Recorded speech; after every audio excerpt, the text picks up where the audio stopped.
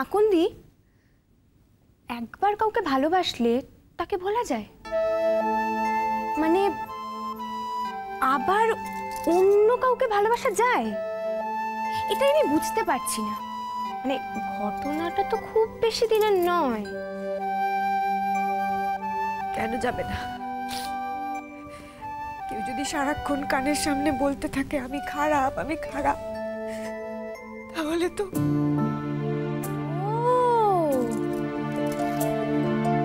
তার মানে সায়নী বলেছে তো? বুঝেছি, সায়নী সমুদ্রদার কানের কাছে গিয়ে বলেছে তুই খারাপ। বুঝেছি,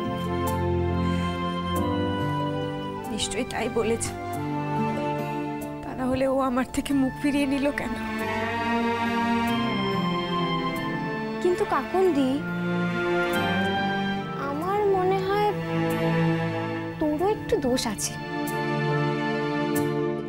হ্যাঁ হ্যাঁ, আমি তো তোর দিদি, সেজন্য তোর সব দোষ আমারই মনে হবে। কি দোষ আমার বল? ওই যে তুই সমুদ্রদাকে ভালোবাসিস অথচ ওটা বলিসনি, ওটাই তো তোর দোষ। আর সমুদ্রদাও হয়তো মনে মনে ভাবছে যে তুই হয়তো ওকে কোনোদিনও ভালোই বাসিসনি। আমি ওকে কতটা ভালোবাসি সেটা যদিও এখনো না বুঝে থাকে, তাহলে আর আমার কিছু করার নেই।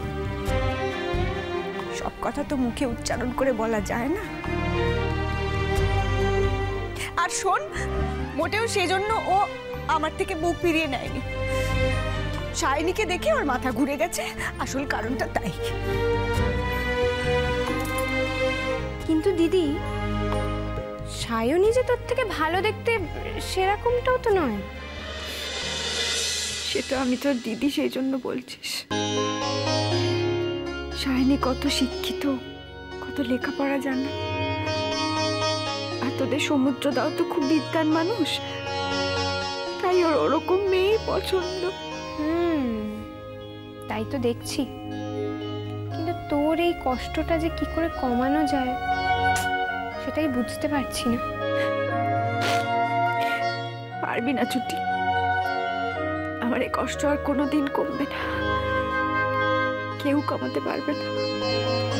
এই কাকুন্দি শোন না, তোকে একটা কথা বলা হয়নি। ওই যে ওই দিন ওই লোকটা এসেছিল না, কি যেন নাম, রাজদেও সিং, এই লোকটাকে কিন্তু আমার খুব ভালো লেগেছে।